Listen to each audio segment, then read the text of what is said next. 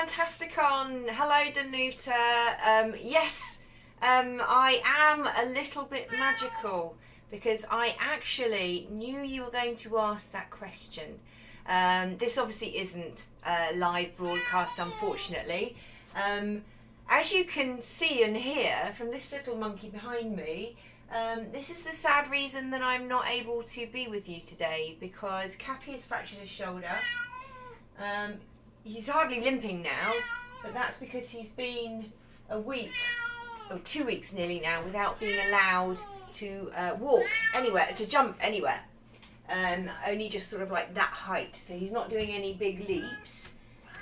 And that is hopefully going to see his shoulder mended, because he's got a fractured shoulder, haven't you? Say hello to FantastiCon, everybody.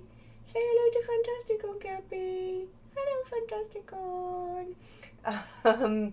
Anyway, this is why I can't be with you today, and I dearly wish that I could, for many reasons. Number one, I'm going to miss you all. It's the one event I look forward to going to each year. Number two, he's driving me crazy, literally. It's so hard listening to him yowling and complaining. He's very much an outdoor cat, and he wishes that he was outside as much as I wish he was outside. Number three, cleaning out the cat litter tray. Not a nice thing to do. But anyway, sadly I can't be with you, so I have pre-recorded this. And Danuta, I knew you were going to ask questions about why we write things. And for me, magic, I'm a scientific person. And, technology, science, things that make sense. Not religion and magic and all the rest of it. But I've always been a lover of the idea of magic and magical creatures and magical people. And for me, I really wanted to create a science behind magic. Number one, so it's not a sort of an endless resource. So when your protagonists get into a spot of bother, they can't just like wave a wand and fix everything, because that would make for a really boring story. So I wanted it to be a finite resource, and I wanted it to be a scientifically believable thing to be able to create magic. So that's one of the sort of key themes running through this book, Bookkeeper's Guide to Practical Sorcery, which came out last year, and I think a lot of you already own it. And I want to give you a reading now from, it's into chapter 6, when the first time that our hero, Henry, casts a magical spell, and the science behind that. I've actually prepared a backing music track. I was going to read it to you live, so I have prepared a music track. As you know, those of you who've watched my readings before, you know I like to do this. When I was speaking to Dan about creating this recording, I was like, I can lay the music track in afterwards. It'll make it much easier. But actually, I feel like I should challenge myself to deliver the exact performance that I would deliver to you were I live in front of you. Obviously, sans several beers, but hopefully you'll all be drinking beers for me, and will enjoy yourselves. I'm going to attempt now. He's going to sleep on the floor. So I'm going to attempt to give you the reading. I need to press play on VLC. And then start. So, I hope you will enjoy.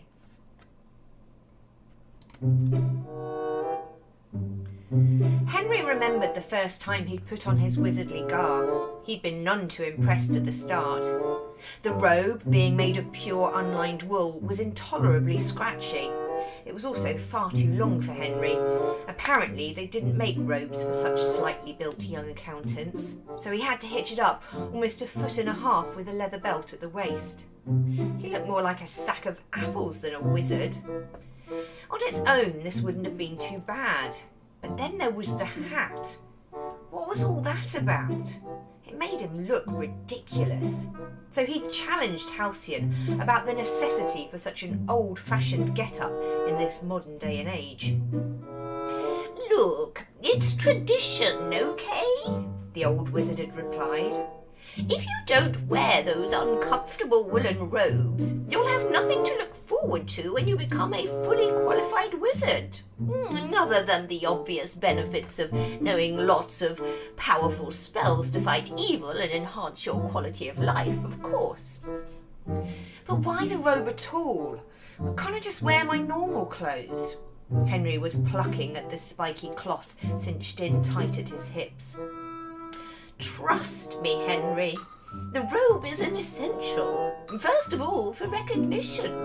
A good wizard only uses magic as a last resort. And if the bad guys can't see you're a wizard, how are they supposed to know they should surrender? Plus, if you ever do find yourself in a tight spot, it's a lot easier getting your wand out of a specially tailored fold in your robes than an awkward little jacket pocket. Henry scratched his irritated armpit, eyeing Halcyon's slick silken robes with envy. And the hat? He muttered crossly. I mean, really, I look like I've just stepped out of a circus ring. Only because of society's perception. Things have changed. Through all of this, you must remember that, Henry. There was a time when that particular pointed accessory would have commanded a devastating amount of respect for its wearer. And with good reason, too. Oh, so it's like a status symbol, is it? Kind of a my hat's bigger than your hat thing? Henry straightened his back and stopped raking fingernails across his prickly ribcage so he could assume what he hoped was an imposing stance. No, Halcyon looked at Henry like he was reconsidering the apprenticeship. It has a much more meaningful purpose than that. Although it does make one easier to spot in a crowd, it's true. The hat actually works as a hypostatic flux enhancer, affording a percentile increase in the wearer's potential for magic by the sum of the rim circumference multiplied by the height of the total hat. It's not essential, of course, but you'll never win a magical standoff if you have a bare head, no matter how good you are. His words hit Henry like a barrage of illogical lemmings, throwing themselves to their death in the raging torrent of his confusion. Halcyon noticed the young man's intellect was flailing, so he threw it a flimsy rope of rationalisation. It's really very simple, he lectured, snatching the hat off Henry's head and turning it over to illustrate.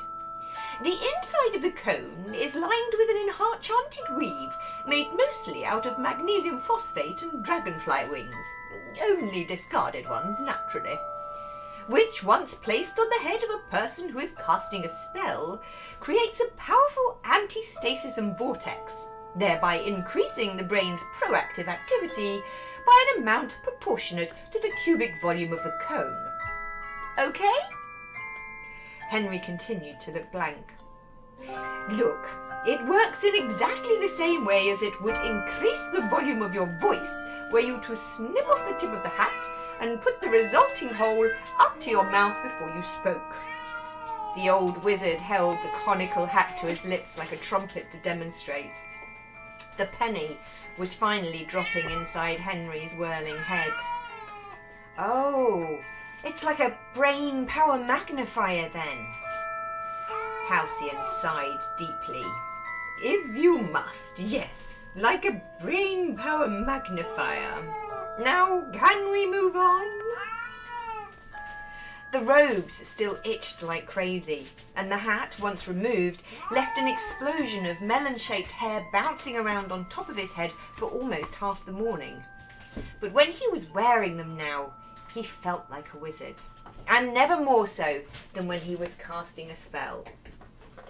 Henry remembered the first time he'd done that more clearly than any other event in his life so far. It had been during the second week of his studies with the old magician, the first week having been devoted entirely to basic theory and boring lectures about health and safety. Okay, Halcyon had said after Henry had completed a particularly nasty multiple-choice test about the magical properties of a bushwinkle fruit. I think you're ready to move on, young man. Go and fetch your wand, will you? On hearing this, Henry jerked his head up in total surprise.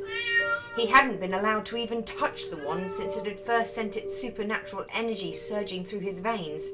And to be perfectly honest, he'd been dying to give it a proper test drive. Well, now apparently that day had arrived. He dashed into the little back room where he kept all his stuff to retrieve the long wooden box. When he returned, he found Halcyon seated in the solid oak table by the window, brushing great mushrooming plumes of dust from the covers of a huge ancient book, the like of which Henry had never seen before. The binding was of tattered and faded red leather, with broken gold lettering embossed across the front saying, "The Complete Book of Practical Spells and Incantations, Volume 2. He sat silently in the chair opposite the old man, coughing slightly, as an unruly crowd of dust particles made their way up his nostrils and tickled the back of his throat. Halcyon thumbed busily down the index at the back of the book, and finally found the page number he was looking for. Ah, there you are. He flipped the book open towards the middle and began rifling the bottom corners of the pages, counting them away in blocks until he found the right one. 3,814. There we are, perfect. He looked up at his wide-eyed student and spun the book around so that Henry could read the text. The lifting charm. This Class 15 spell can be used to facilitate the lifting and carrying of objects otherwise too heavy to be moved by hand. All spells are classified according to their power rating, Halcyon explained as Henry took in the details of the enchantment. From the most harmless and well-meaning ones like this at Class 15, all the way up to a life-threatening or death-defying hex at level 1. But we won't be moving on to those until I know you can shoot straight. Henry read down the list of ingredients that went into making the potent. Essential ingredients: 1 cup limpweed extract, 1 grain feather salt, 1 generous sprig of garden parsley. He looked up at his mentor, eager to begin. Now, said Halcyon matter-of-factly, I've prepared your wand for you ahead of time. We can worry about the charging process at a later date. Have you been doing your daily meditation exercises? Otherwise, you're in for another rough ride at the hands of your wand, I fear. Henry nodded vigorously. He'd followed every one of Halcyon's instructions to the letter. He meant to stick to his word about being the best wizarding apprentice anyone had ever seen. Right. Well, those exercises should help bring the powers of your mind and spirit into tune with the magic inside your wand, rather than the two forces just simply colliding willy-nilly with each other, which is, I think, what you experienced before. Willy-nilly, right, Henry was nodding. Halcyon frowned. When you grasp the wand, remember to relax and breathe evenly. Don't fight it.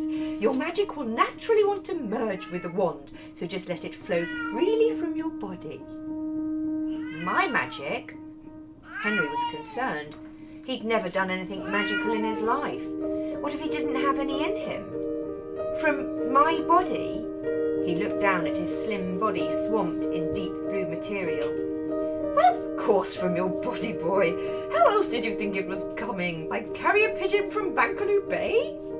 I thought the ingredients. You know, the limpweed and parsley. Never heard of magical parsley, Halcyon scoffed. No, boy. The potent merely flavours the magic so that it behaves in a certain way. It forms the magic from inside you into a spell, which are both entirely different things, incidentally. Surprising how few people know that. What if I don't have any? I never felt any magic in me before, Halcyon. We all have it, son. Every living creature does. Apart from those who forgot it, but we'll cover that later. Wizards of old had to soak rocks in their potents to absorb the spell-casting property, and then toss them at a target to cast it. That was a violent period in wizarding history, I can tell you.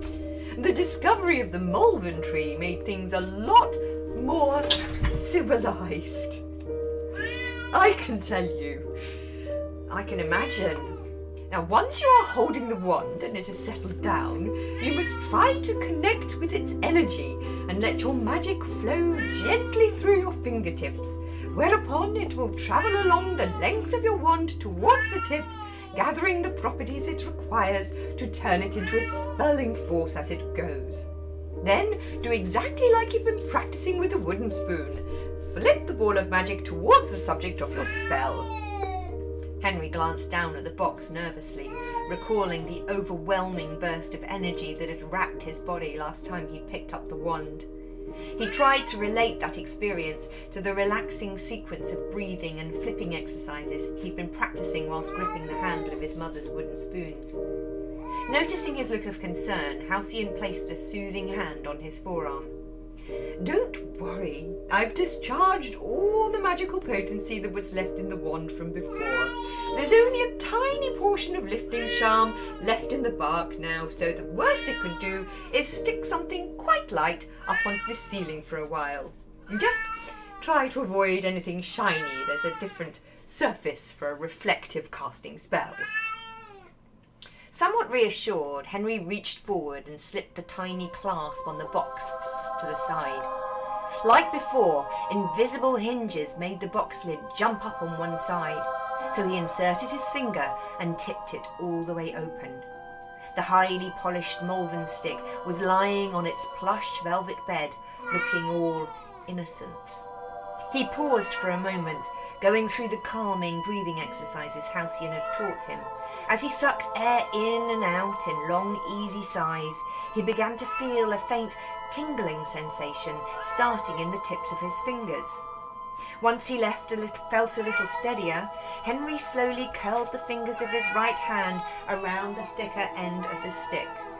The instant his fingers closed on the wand, he felt that sickening rush of power connecting his stomach to the wand. It was like taking the reins of a headstrong stallion. Henry's brain started filtering through these strange sensations, trying to make sense of them. But it had been decades since the Malvern stick was last allowed to do its thing, so it wasn't feeling very patient. It jumped sharply up out of the box and swung itself through the air until it was standing poised at a 45-degree angle to Halcyon. It hung in the air at the end of Henry's arm, quivering with anticipation. "Okay," soothed the old wizard, taking a nervous step backwards. "That's okay. You're obviously still feeling a little tense, which is quite natural. You'll find that little blighter will get easier and easier to handle the more you manage to relax. It can sense your nervousness, just like a horse will bolt with an unsteady rider if it has a mind to. It's a cheeky little wand, that one, but I'm rather fond of it. Learn to be in control of it, Henry, and before you know it, you'll be using it as if it were an extension of your own arm. Happy?" Henry nodded vigorously again, forcing his breath to continue in long, rhythmic sighs as his heartbeat gradually slowed to a normal-ish pace. It was a good tussle, but eventually the wand had to admit that it couldn't actually do anything particularly magical without the help of a wizard, even a trainee wizard. In fact, if it were honest, it would have to confess that if Henry decided to uncurl his fingers right now, it would have no choice but to fling itself on the ground with a clatter and lie there, just being a stick. This decided, the pair began to relax a little. As they did, Henry became aware of a change in the sensation of electricity coursing through his body. The angry, excitable sizzle was becoming an exhilarating buzz, somewhat similar to that which the butterflies in his stomach were prone to causing at moments of great excitement, only much more intense. He could practically feel the air about him fizzing as he continued to breathe deeply, willing the connection between himself and his wand to strengthen and become stable. Finally, he felt the wild, quivering thing in his hand begin to respond. Henry was mesmerised by its beauty. It really was a splendid-looking stick. After a few moments, Halcyon coughed politely, so Henry dragged his eyes away from it and looked expectantly up at him. "Okay, you two seem to be making friends. That's good. What I want you to do is assume a steady position like this. The wizard grabbed a fork from the table and held it out in front of him, planting his feet in a wide stance and raising his free arm out to the side for balance. He looked a bit like a fencer readying for a lunge. Henry mimicked Halcyon's stance. Now, can you see the short verse printed just below the spell description? That's it.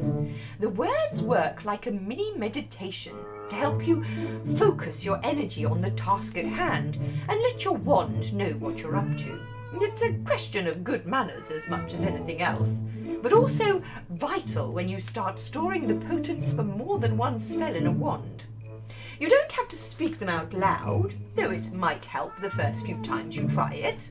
But you and the wand are intrinsically linked now. As long as you stay in regular contact with it, it will always know what you're thinking. Henry raised an eyebrow. Might be time to start moderating his thoughts. Ideally, you should be the only one to hold it from now on, too. You'll find the bond between you grows stronger the more you get to know each other. Using another wizard's wand will not only confuse the poor little blighter, but in truth it's rather impolite. Henry nodded sagely. There was no way anyone was taking his wand off him now. Right, now I want you to decide what you're going to lift. Perhaps one of the logs over there by the fireplace. When you're ready, begin to repeat the words of the incantation. You should see a small ball of yellow light gather about the tip of your wand. It'll take you longer to release the energy at first, so don't worry if it doesn't seem to be working immediately. Just keep going. Henry picked out one of the logs lying in a heap by the fire grate and then looked back down at the ancient lettering in the book and began to mumble the mystical words. At first, nothing happened, but as he started to repeat the verse for a third time, Henry felt the tingling in his fingertips beginning to increase. The invisible bond between his hammering heart and the powerful stick seemed to be pulling itself taut, like the elastic of a slingshot being readied for an attack. The wand quivered. A fourth time through the verse, and the sensation in his fingers intensified. Then his eyes widened incredulously, and he saw impossibly fine drifts of light beginning to trickle out of the pores at the end of his fingers. Fine, glowing white wisps licked their way up the sides of the wand, gradually taking on a yellow hue as they neared the tip, where they tangled together to form a bright yellow ball of light. Henry blinked, just to make sure it wasn't his imagination, and then looked back excitedly towards Halcyon, who nodded at his young apprentice approvingly. "Very good, Henry," he encouraged. "I've yet to see anyone master that art so quickly.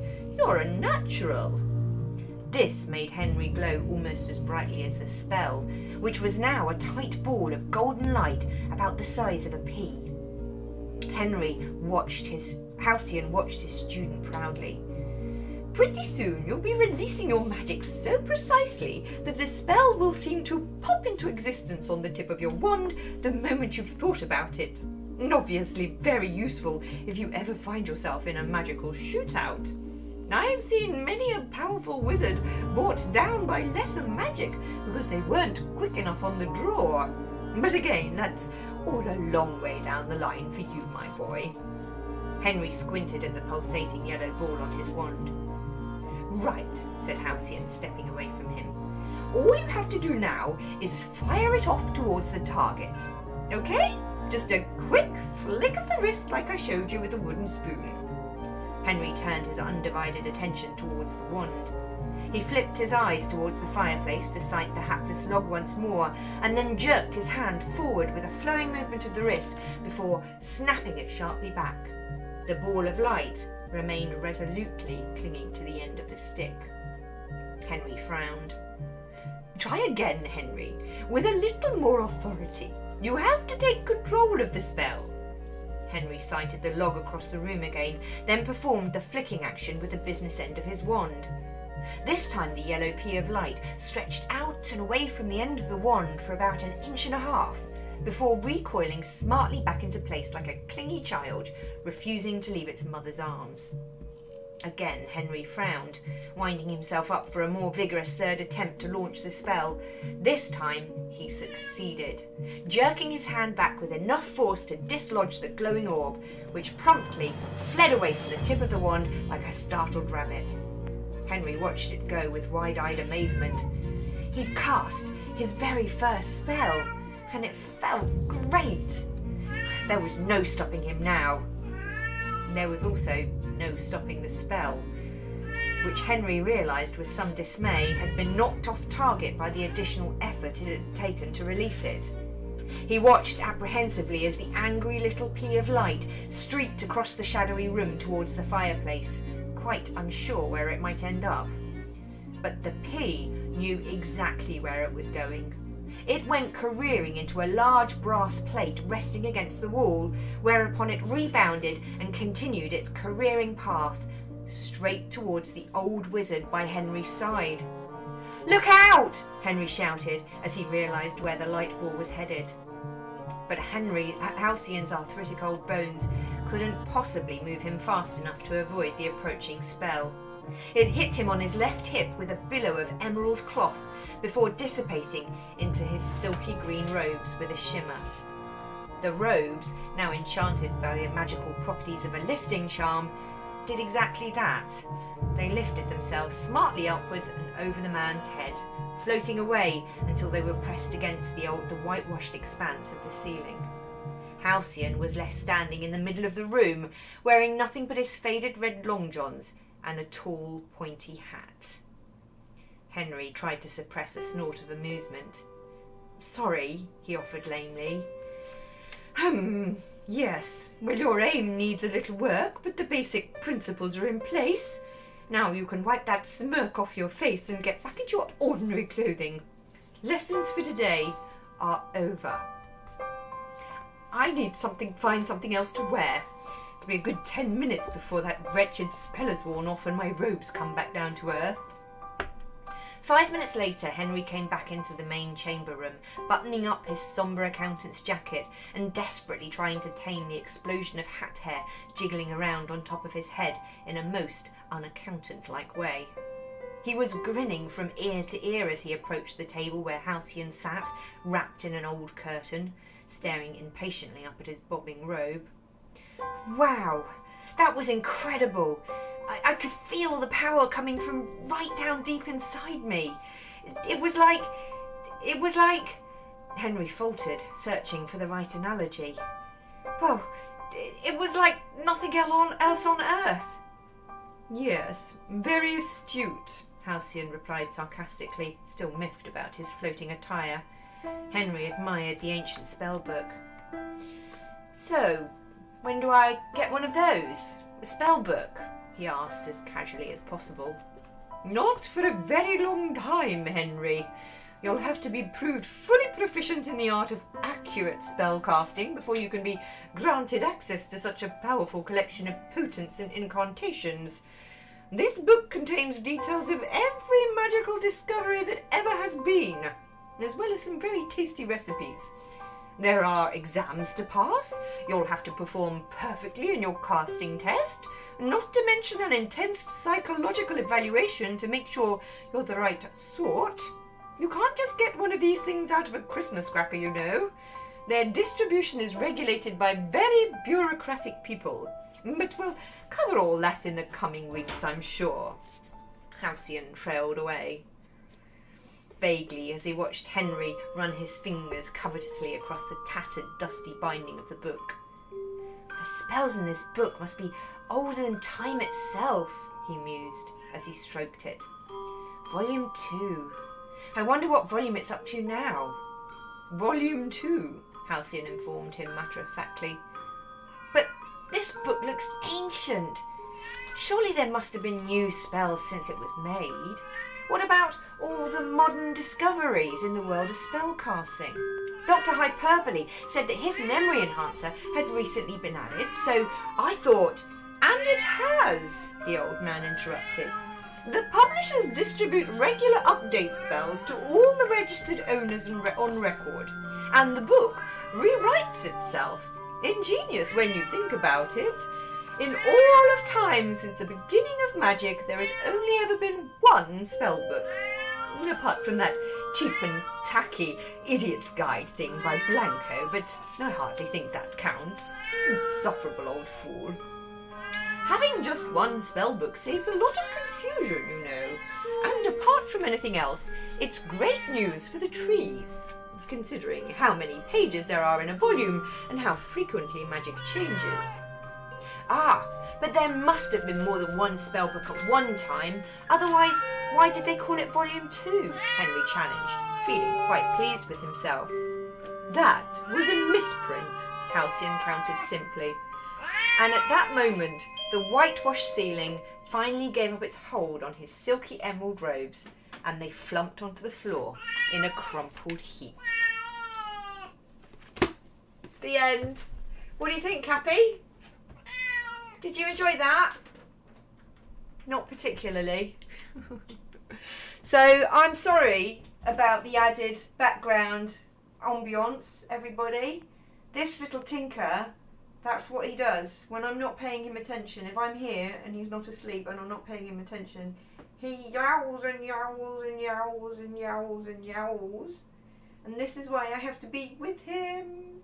Did you see him trying to get out the window? Get out the window. You're such a naughty little tinker. So I really am genuinely gutted that I can't be with you. I know that my hammers are all there representing me. So thank you so much to my wonderful hammers. I know that the sovereignty are going to be there in force. I think I might have dodged a bullet on the revenge stakes from DJ and the crew, but I'm sure that that will come to fruition at some point. Dan, I hope that you're having an amazing time, and Gabby, I hope that you guys are managing to enjoy yourself and that everything is running smoothly. I'm going to go and sort this thing out with a bit more attention. But have a great time, everybody. Happy FantastiCon. I look forward to hearing all the stories and seeing all the photographs. So in the meantime, please do make sure you go and visit the book stand. You can buy my book if you want, if you haven't already got it. But also, I know that you heard earlier on Danuta interviewing two of the authors who've got book launches, so please do go show them some support. Alex Janaway, The Resistance Book 2, it's a brilliant fantasy series, follows the ongoing adventures of the Book 1 characters. And then you've got Janet Blackwell, The Bridge and the Butterflies, which is a new teenage young adult fantasy. No dragons, but lots and lots to make it very, very special. So good luck with those two authors with your book launches. I hope you all enjoy everything. Thank you to Mad Dog for filling in with the Retro Game Battle hosting for me, which was either yesterday or later today. I don't know. I can't remember what day this is going to be played on. Cappi's currently trying to dig his way out of the carpet, so I am going to go now. But peace to you all. Fly safe, Commanders, and I will see you at the next available opportunity once my cat has healed.